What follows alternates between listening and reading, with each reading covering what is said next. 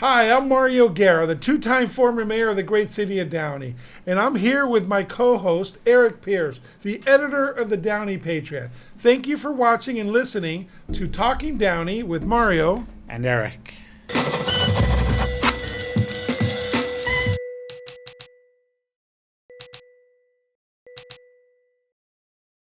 Hey, big guy, how are you? I'm great. How about you? Good, good. You're trying to wear the Lakers. Hopefully the Lakers come through this year. You know, I'm always going to support the Lakers. The Lakers and the Dodgers. I'm always going to support them. With their big trades, huh? I know. Yeah. You know, I have these hoodies, and it's crazy how expensive it is now to get. We're taping in your office and right here in downtown Downey. We're across the street. I shouldn't say it, but we're across the street from the sports store. I forgot what it's called. Yeah. Right across the street. And they have really cool merchandise, but it's not cheap. No. It's kind of up there in price. Yeah.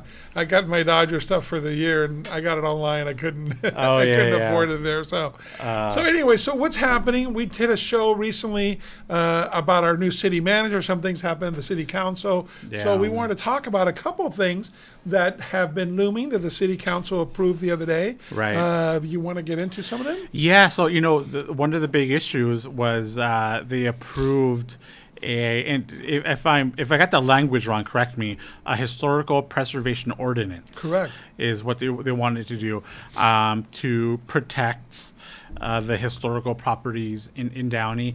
I have opinions on this. I know you have opinions on this. First of all, why don't you give some info? Sure. So for 20 some odd years, we've been trying to do something for historical preservation. I can't say it, so I'm going to keep messing it up. Yeah. For the historical ordinance. Okay, so we haven't really been trying. We've talked about it. Right. Well, we tried on there several times, and what I mean by trying is that we've actually put the staff together to look into it and so forth. And it always starts off, of course, with our most famous house here, the Reeves Mansion. That to make sure that always got saved, but that's on the historical register anyway. So there's a couple on there. Right. A couple years ago, there was a house over on Cherokee that we all loved that got torn down. So there's a couple of things now. There's 4 houses there.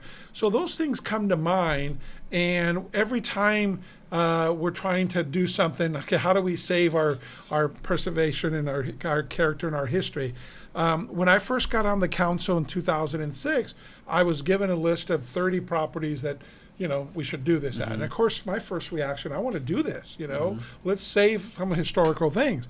So I went to all 30 properties, and 27 of them had already been torn down and already changed. It was kind of like, it's out of the bag already, the cat's out. It's so like one of the houses is next to OOPH, right? And it's got the one that's got all these monuments in the front yard and stuff like that. So they wanted us to tag that as a historical thing because it was built in 1922 and so forth. But all the expert told us just because it's old doesn't make it historic. It's got to be with that. So we did. We tried then. In 2007, we looked at that. We looked at it again in 2010. We looked at it in 2012. I know that Councilman Alex Saab, former Mayor Alex Saab, actually had a whole staff looking at it. And, when he got the Orange Estates tag there for in Orange Estates, we looked at all those things. The city has looked at it. So it's just, how far do you want to go, and where do the rights come into play? Right. Sorry. Go ahead. So no, go ahead. No, yeah. Okay. So I've said this for a while. Downey, as a city, as a government body, does not care about its history. And I know there's going to be people who disagree with me. Downey does not care about the history.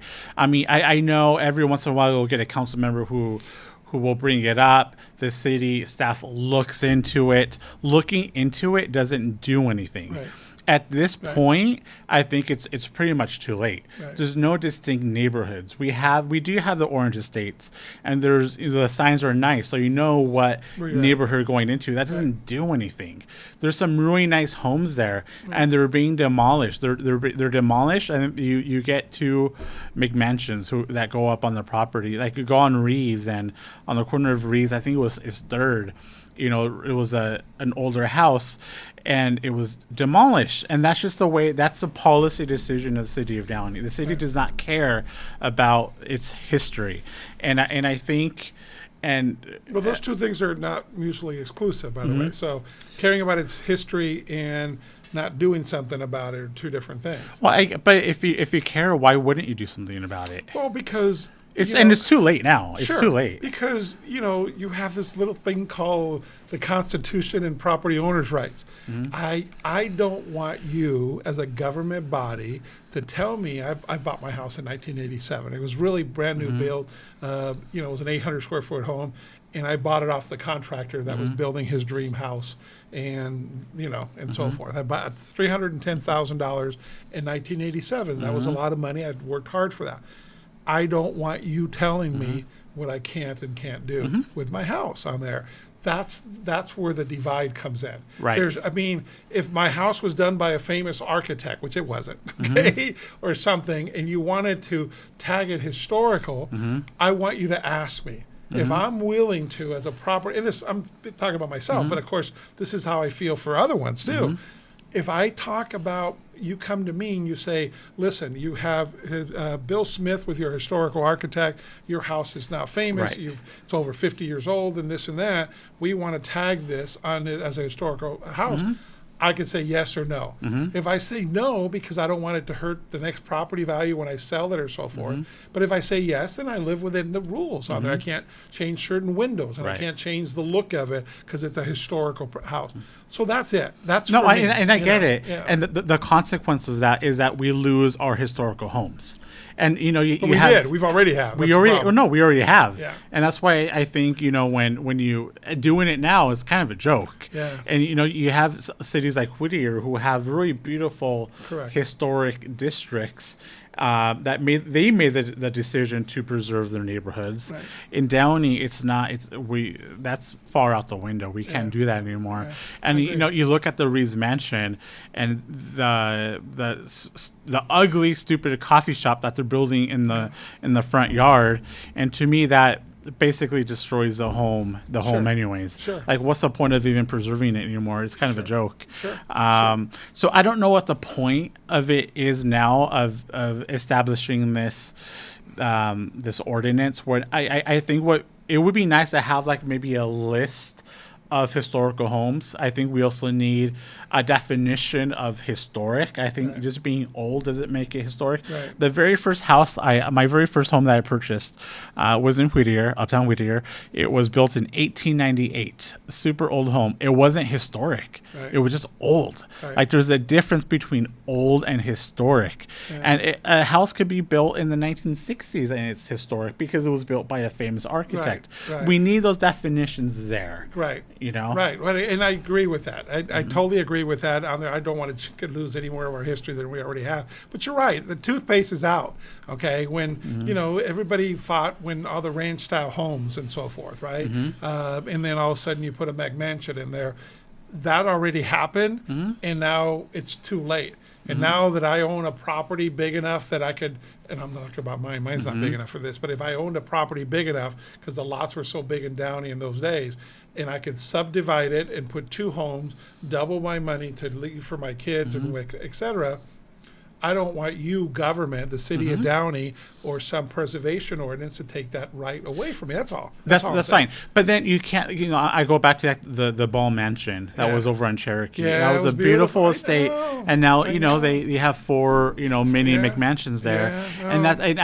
I totally get what you're saying, but you can't have it both ways. You can't say that you care about historical preservation. We want our history here in Downey, but then not put any teeth into it. Right, You right. can't have it both ways. Well, how about, because we love our aerospace history. We love the Kaufman wing over there at the promenade and all the things that went there and stuff like that from some historical Right. perspective. So I agree with you, but, and again, I hate it that we lost the Ball Mansion there, okay?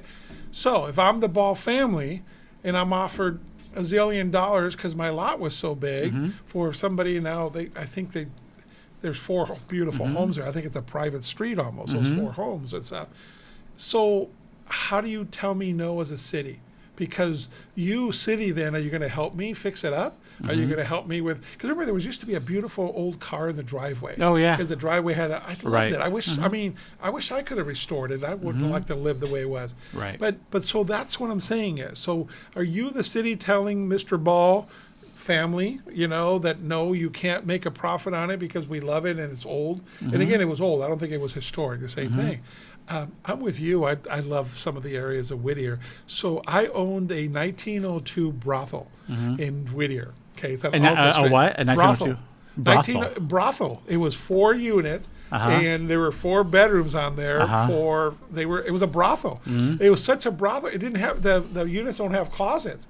We had to put in closets in each one. They're small, but I owned this apartment building, and it was old. I mean, we had to put a lot of money, and again, because the wood and the whole thing. That was my choice. But I'm saying it's kind of ironic, but that's not a historical house just because it was built in 1902. It's an apartment complex with 4 small apartments. It's subjective, right? Because I know that you said that Ball Mansion was historic. I'm sure people at the Historical Society can pull up, all the accomplishments of the Ball family and say this was, of course, historic. It's subjective. Sure. And I agree with you. I think that it's too little, too late. I think one of the arguments is that originally, and I had nothing to do with this, of course, but the consultants that they hired. And the city had brought it up that those definitions go to the planning commission, and then it could be appealed to the city council if you don't like it in the whole bit. So it was brought up by the Preservation Society and the one in LA and the one here in Downey that it should be a preservation committee that should be analyzing. You should have an architect and you should have, and that's okay and great. It's just another government body that's going to be looking at my house and telling me what I can and can't do. And then what's my appeal process if I am a homeowner and I don't want you telling me that I can't do something about it. So I just, it's a slippery slope. And if this was 30 years ago, maybe I think that there's, I don't know, maybe go ahead and find out historical houses. Maybe we do, because, I remember reading that, back in the heyday of the aerospace industry, there were some very wealthy people who moved into Downey. They created custom homes. Maybe those are historical. I mean, I don't know. I don't think we know. But sometimes I think we're surprised by what kind of homes we find here in Downey. We just don't know about them. Then you have some of the sad thing. I mean, we have 2 or 3 apartment buildings that were owned by the Carpenters. I think they might still be one. And their name, we've only just begun, and that kind of stuff on there. Top of the world. So those are beautiful. Those are neat. Are those historic because it was owned by the Carpenters? You can make that argument if you want. But again, so if the Carpenters own it and Mario and Eric Apartment Association own it, what are you going to tell me that I can or can't do? Because I can't change the name on it or something. So that's my only concern is how do you address it? So last night, Councilman Timothy Horn brought up, questioning. So if the building is historic, but the foundation is it considered a demolition? And it was kind of a convoluted question on there. Nobody had an answer to it. So then the answer was, each circumstances is different. So, but who's going to decide that? Ultimately, the council would.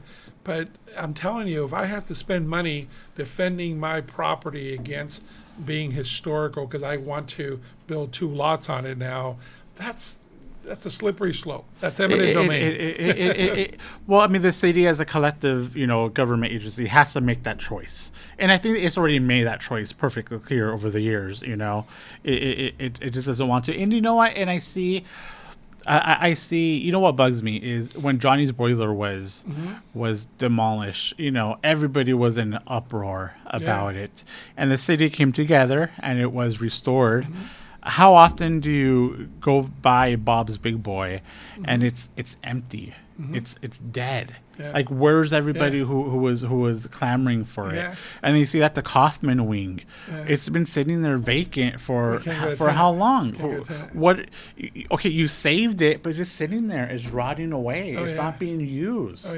It's kind of insulting. It's ironic you said that because my wife and I went to dinner there after our grandson's basketball game for the first time in 9-10 months a year.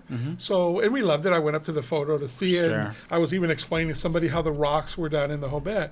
But that was a great example where the city did put its money where its mouth was. On there, before my first council meeting, it was a Sunday in early January.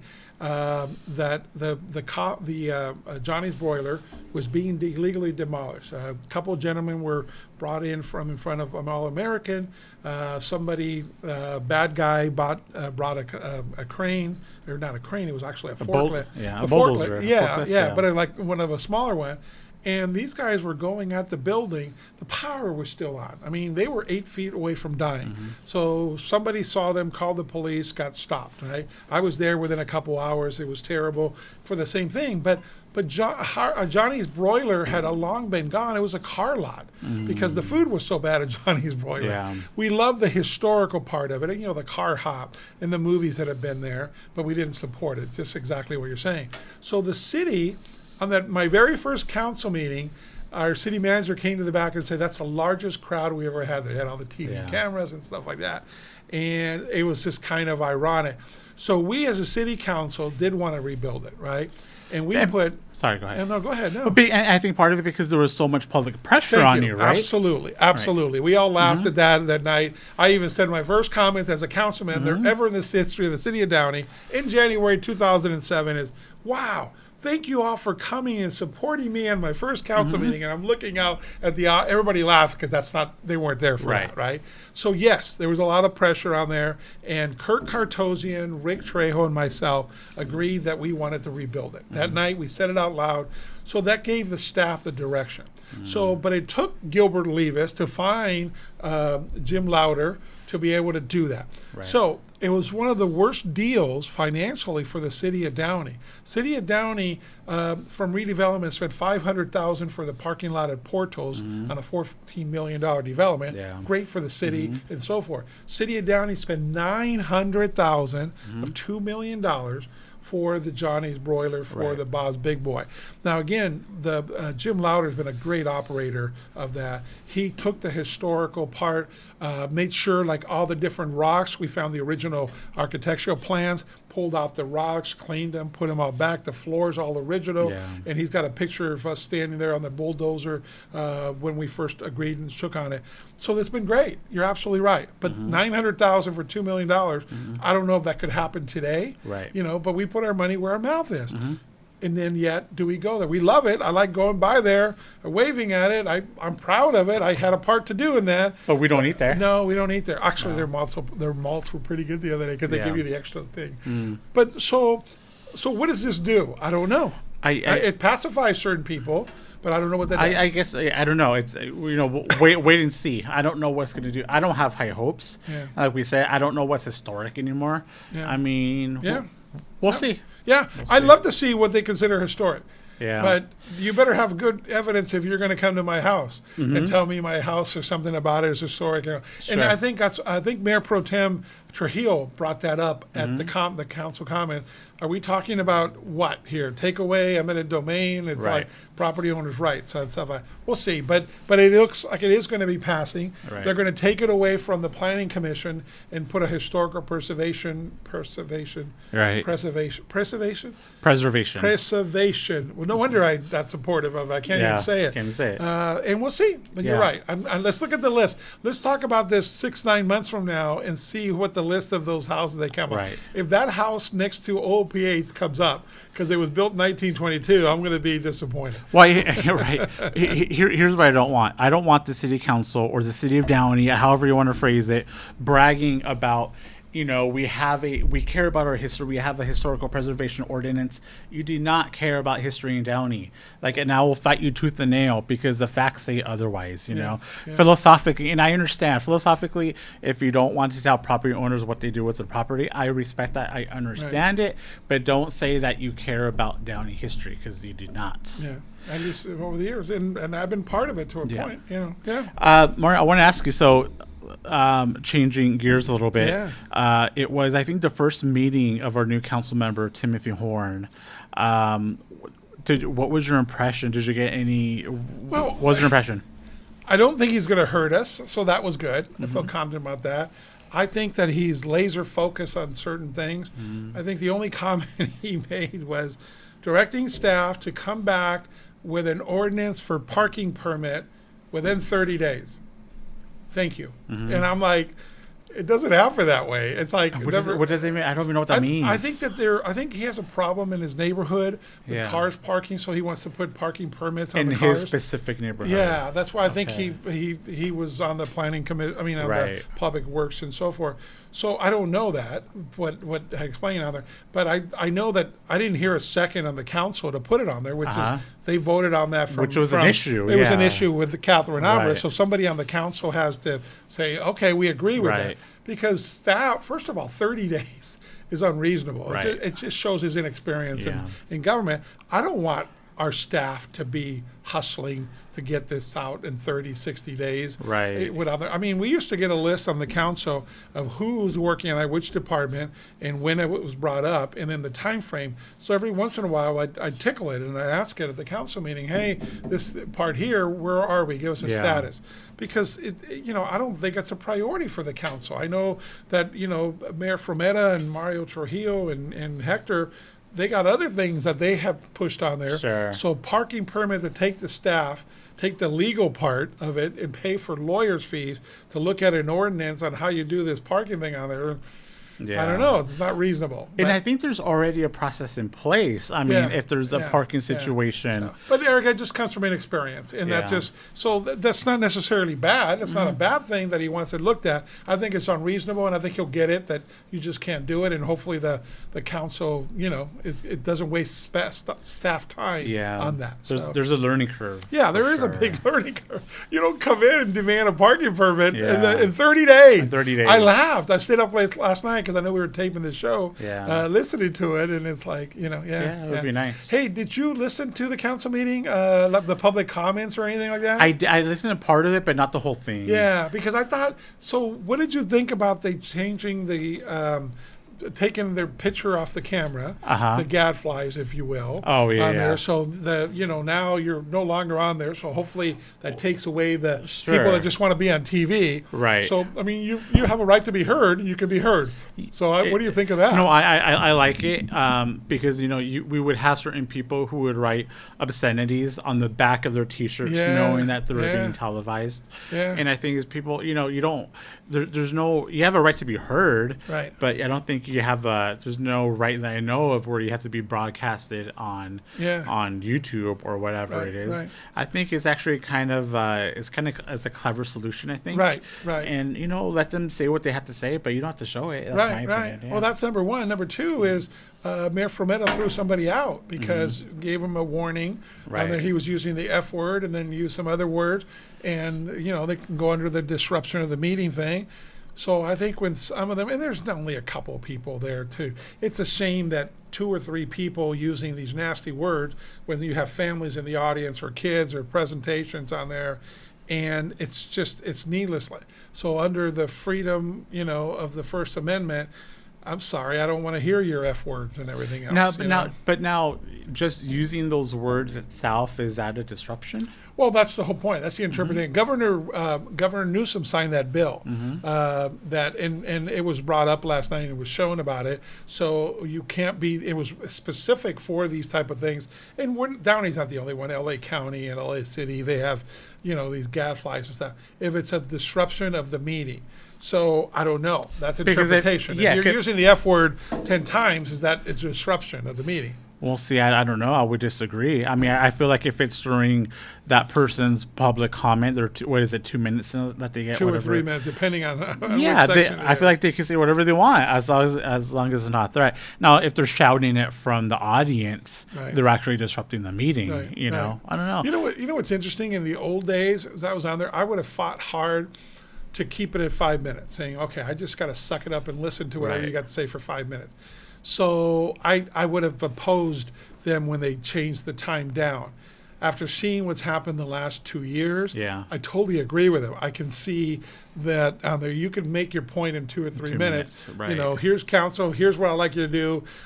There's a lot of traffic jams because of a taco place on my street. Please help me. Sure. I don't need 5 minutes. And then I don't have to listen to the idiots calling me the F word and stuff like that. It's such a balance because it's a public meeting, and I think when you sign up to become an elected official. You kind of sign up for it. So it's a balance. It is a balance, but you don't. Yeah. But you're wasting the people's time too. Some of these things are uncalled for, though. Right. But, and there are people that have mental problems saying it. Well, you know what's always bugged me, and sorry, but this is when you were on the when you were mayor. Sure. I thought the presentations were excessive. Yeah. The awards to people, the photo ops. It was, it would be an hour and a half on photo ops when at the end of it. Mine were never that long. I don't know. Maybe sometimes. I don't apologize for that. But at the end of it, there would be like a stacked agenda, really important stuff to do, and it's like, okay, it was almost like the important stuff is we're trying to get through it really quick, but the photo ops, no, we got tons of time for photo ops. That's always bugging me, and that's every council basically. Yeah, but that's you from a journalist standpoint. You know what? I don't regret that, because one of the things as mayor, I wanted to make people feel good and also reward the accomplishments of people. And you do that at the beginning because that's when you got the most people. You can't make them sit there through. So, but your argument is valid on public comment too. If you have your agenda item number 15, okay, and you got to wait for non-agenda public comment. Okay, yours is agendized, right? And you have to listen to these 15 people last night on non-agenda public comment first. I just think it should be reversed, because if you're on the agenda, you should go first because you were on the agenda. Right. You waited your turn already to get on there. Versus non-agenda public comment, yes, it could take a little bit longer, so you should be at the end. Right. And to believe it or not, the mayor has the discretion to do it. I think that's a good idea, and I agree with you. What I disagree, maybe it's not me disagreeing, is I feel like, and I trust you that you had really good intentions, that you wanted to honor certain people.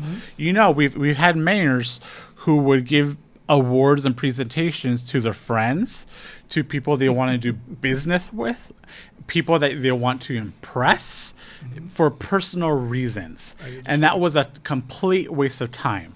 And so you're over here giving these presentations, I'm sitting through it, wasting my time, and then you get, not you, but other mayors I know exactly who would. You know who I'm talking about. Yeah. And then they get upset when their time is being wasted during public comments. Yeah. It's really hypocritical. That's always I get that. I totally understand that. I totally understand. Yeah. But you had good intent. You were honoring. Yeah, I had I had a diaconia award, and the word, I'm a deacon, and the word diaconia, a deacon literally comes from the Greek word diakonia, which literally means servant.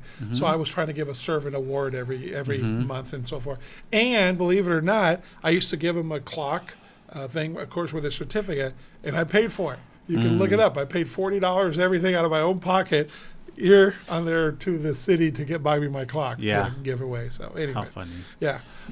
So what else happened? Okay, this will be the last time we talk about the recall. Okay, this will really because it's over. It's over. It's over. So what happened? What happened last night? So the results were certified. Catherine Alvarez is officially off the city council. The city can start moving forward. There's going to be a special election in November, and so in that regard, we'll keep talking about who's going to replace her through 2024. Right. So it'll be for a 1-year term. Do you know when candidates can start pulling papers for District I don't 3? know that yet. Okay. On there, We'll find out. Yeah, the city clerk will. It'll be, I assume the timing will be the same, similar to a city council meeting, which normally is like the first week in August. So in the summertime, because it's still going to be a November election. But I imagine in the next couple months you'll have the announced candidates. We'll get people. I know that we know of 2 or 3 running in District 1, Blanca Pacheco's old seat.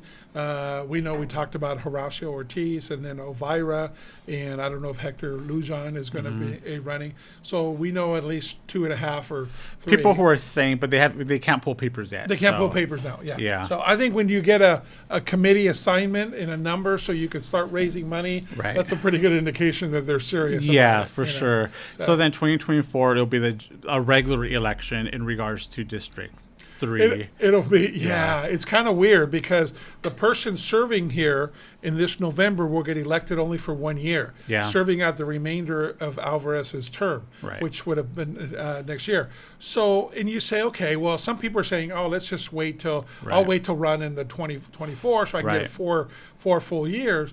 Well, but I'll tell you, you can't discount the power of the incumbency. Next year, whoever gets elected in November is going to have a year of being in photo ops, making decisions, of being involved in the community, talking to residents, doing all that. So there's a name ID thing that you can't get by jumping in at the last minute. So whoever wins this November is probably the odds-on favorite to win in November 2024. So that's a combination of that. And then Blanca Pacheco is the same thing. You're filling out the remainder of her term, but hers doesn't come up until at the same time. It's on there. So we're going to, regardless, we're going to have 2 new council members. So you got the crux now. You have Mayor Frometa, Mayor Pro Tem Trujillo, and then Councilman Sosa.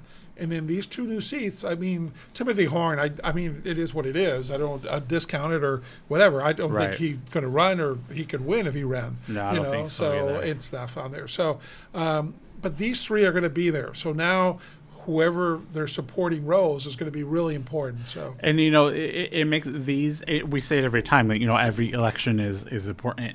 These upcoming elections, 2023, 2024, really important because we keep talking about stability in the city of Downey. Well, now we have a city manager. He's going to bring in his department heads, I'm sure, his staff, and then once we get past these elections, there's going to be stability, for better or for worse. There's going to be a council. Now, what direction do you want the city to take? That's when it's so important that you elect people that you think you want leading the city. Sure. I mean, because the city manager, I mean, his contract is $287,000 for the city manager, and I haven't seen the contract, but the clause is he probably gets a year and a half severance if he's terminated. 6 months. 6 months. I didn't read the contract. Okay, so 6 months on there. And again, it's a chance. There's more stability now with the current council than there was a year ago. I think there's more said with Catherine Alvarez being recalled on there, but he's still taking a chance. It's good for him. I don't know him. I've never met him, but good for him. He assistant city manager. So this is a coup for him in a good way. I mean, the city of Downey, regardless, even with our problems politically the last year and a half, there is still a great job. It's still a great reputation. And you and I know all the surrounding cities. I know a lot of the elected officials in LA County keep saying that to me. What the heck happened? How did this happen so fast? You guys were looked at the shining light on the hill in the southeast. So I think we can get that back. Well, the funny part is we talk about our current city council majority. So it's basically, like you said, Mauro Trujillo, it's Claudia Frometa, and Hector Sosa. We got some stability. They agree, I think, more than they disagree. I think there's this stigma that they're fighting or whatever. I don't know if how true that is. There might be some mistrust, but I think where they really kind of screwed up was getting rid of Gilbert Levis. No, I think there's some distrust there.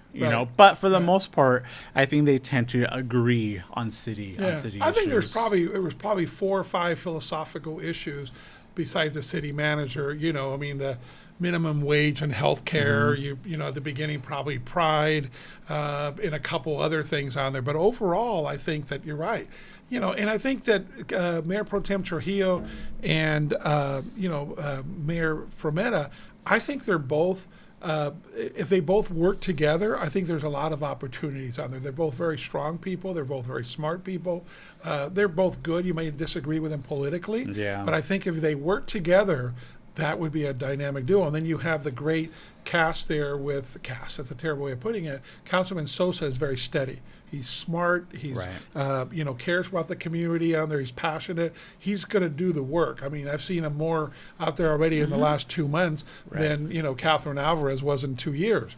So I think that's a good thing. So I think if the three of them work together, the other two will be peripheral. But man, let's go. If they were to, they have their city manager. Let's go. If the ball's in their court, 100% the ball's in their court. Yeah. No, I'm excited for the future. Like you said earlier, our best days are still ahead of us out there. I believe in that. I hope so. Lastly, last night, what do you think? They approved a new police captain on there. We actually, I was part of it in 2008 when we needed the last recession and the big crash on there. We needed to cut the budget. I was on the budget committee when we cut out the captain, and that was our police chief graciously. I mean, we took out a fire truck for a year too, so and then just never came back. But we took that out that year. And what are your thoughts? You know, I don't know. It's tough because I hesitate.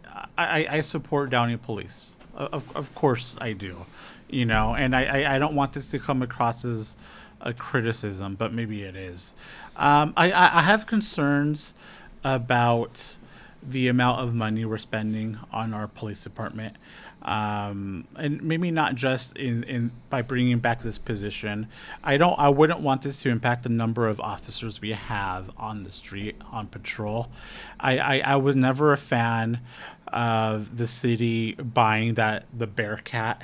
I don't know how much money it costs. I thought that was unnecessary. $325,000. Yeah, and I wasn't a fan of the city purchasing the ballistic helmets.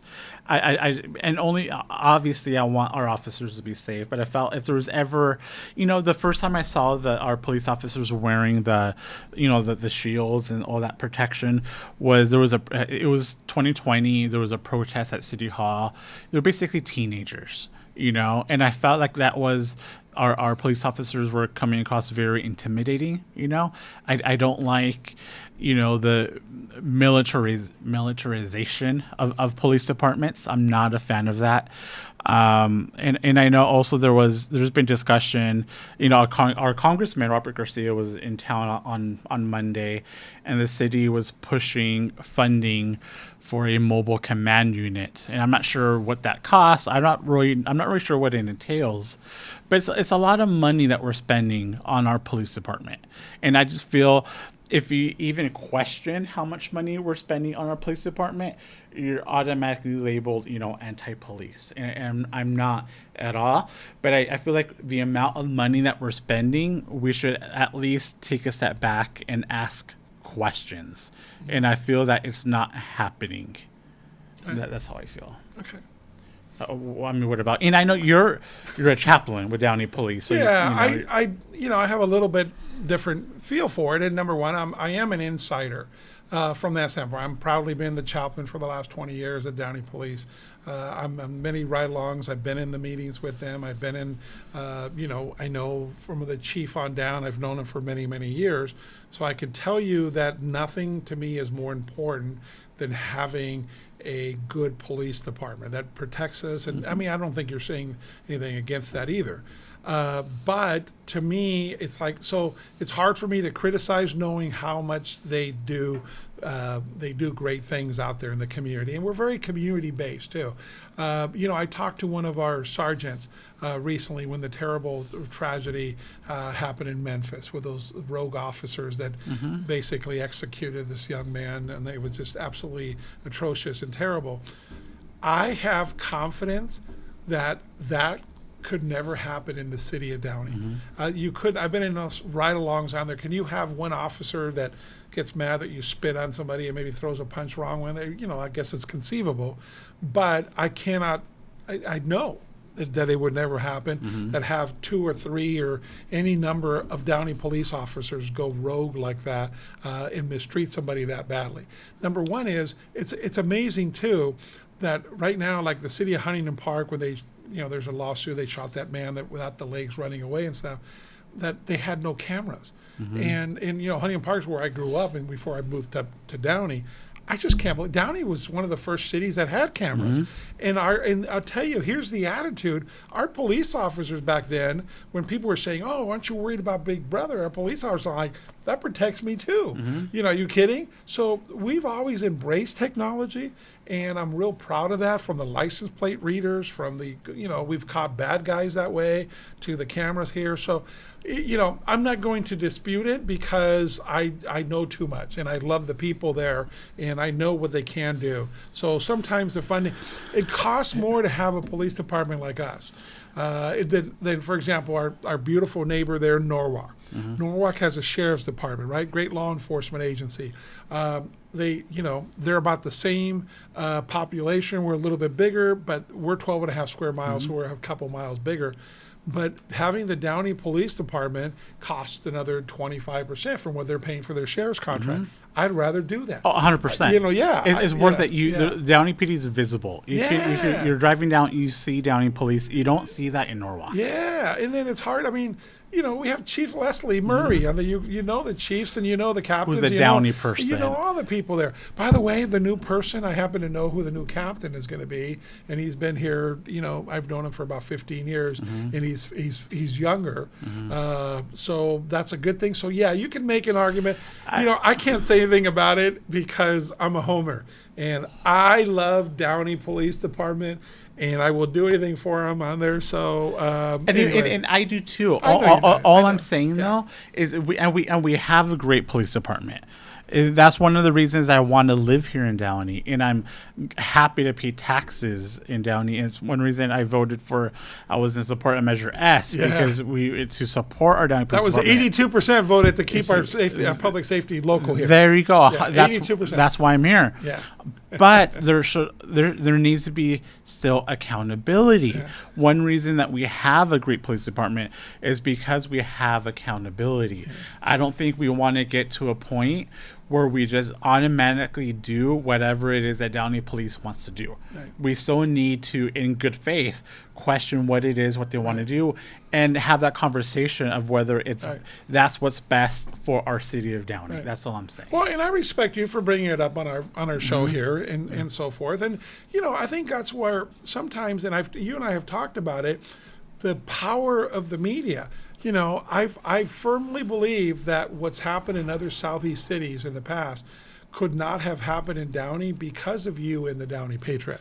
We've had the local media here that I think you would have called everybody out on it, and I think that informs the people. You know, poor Bell, you know, there was no way to communicate. The poor neighbors and the residents there, they're hardworking people. They're just out there trying to make a living and survive, so they didn't know what was going on at City Hall. You reported on there, and I think that's a compliment to you, but you are the watchdog. If Downey PD ever got rogue, which they never will, you're the guy that report it. I appreciate it. It works by people telling us what's going on, and I could tell you from like a crime perspective, it's gotten more difficult because a few years ago, you know, Downey's police, the radio system used to be public. I used to be able to listen to the scanner. With my police scanner, I can't do that anymore. Now it's a private feed. I can't listen to Downey police talking to each other.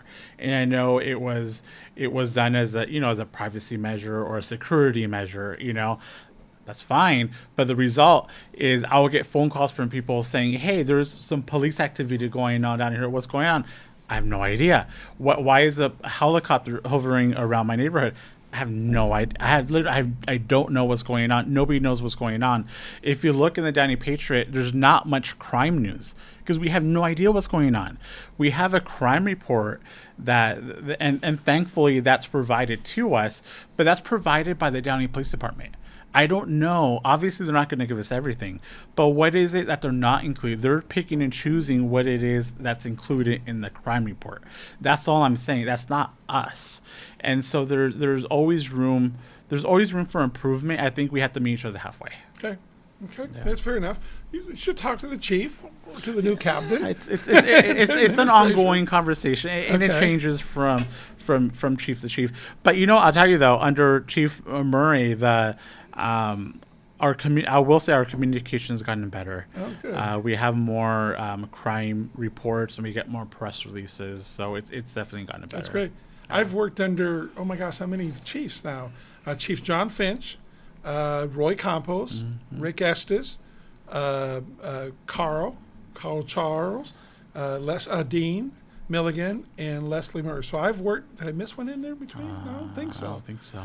So I've worked under 6 chiefs in the 20 years on there, and all stand-up people. And the beauty of it too, they all came from the Downey Police Department. So that's always kind of cool. Yeah. That they know the community and they know the city already.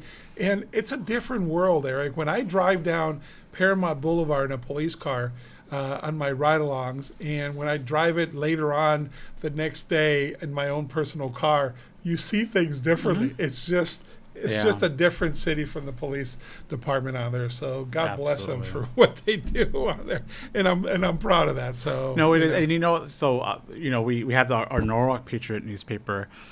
And I've spoken to Norwalk council members who express frustration because they'll request, a heavier law enforcement presence, at a park or whatever, and they'll get rejected, Wow. And you can't just direct them like they can here in Downey. Yeah. You don't have that control. You don't have that control, and you have like the station, captain, but they get rotated out, Wow. So it's. Well, I'm glad you brought that up, because that was the big thing that I think we hopefully got that across to the residents, because 82% voted to keep the vote to the residents on police and fire local here, because the fire department, the big thing is, if you brought in county, it was that the surrounding areas, the Hollydale station would come in and so forth. We get them now in mutual aid, but that was one of the big things. The fire marshal at that time was going to be in Cerritos, right? And you have certain people in charge in certain areas, but you don't have the control that you do now. So Downey,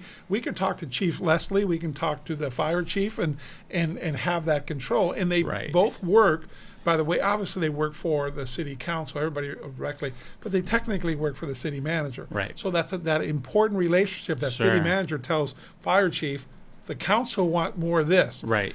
Police chief, the council wants more of this. So that's a relationship thing. And you have the officers who come up through the department for decades. Yeah. And here in Downey. Yeah. And they know the city better than anybody. Eric, and we just had that recently, that tragedy with that poor mom dying in the side with her little girl, 6-year-old little girl, 12-year-old little girl. The Downey Police Officers Association, the Downey Police Management Association, they're the ones that jumped in right off. Without any kind of without any publicity or anything. They actually got mad that it was mentioned. They just wanted to do it. So God bless them, and thanks to our POA and so forth. Anyway. Yeah. Okay, listen, I think we've covered enough subjects good stuff. So, anyways, we're passionate about our city. Yeah, we are, and I love all the community things. And this year, it's going to be a fun year because we get to do the things again. We get to be out in the open. I mean, COVID is kind of in our rear window behind us. It's always going to be with us, but so is the flu and a couple other things too. Yeah. So I don't want to discount that, but we're meeting, we're back together, and we're having events, and it's exciting. I love working with you on the downtown things, and we're getting some stuff done. So there's some excitement happening. Yeah. Okay, so folks, thanks to our sponsor, Financial Partners Credit Union, we get to make this beautiful. You're going to consider it beautiful. We don't consider it. We get to make this podcast, and we enjoy doing it. We want to get the word out on our community about what we're doing. You can see Eric and I have various opinions. You're getting the whole discussion. We have a conversational style like this, so it's good. We'd love to hear from you. We're going to have some guests coming up, and as we talk to them, and we're going to also invite the police chief, Leslie Murray, and our fire chief, so you get to hear directly on there. But nothing is more important than public safety here in Downey, and so that's why we spent time talking about it today. So anyways, we hope, we'd love to hear what you think about the historical preservation. The historical ordinance, okay? We'd love to hear what you have to say about that. The recall is over. Congratulations, the city of Downey in District 3, and thank you to our Downey Police Department. So we'll end it here. Thank you for listening, and we look forward to hearing from you. And thanks for being on Talking Downey with Mario and Eric.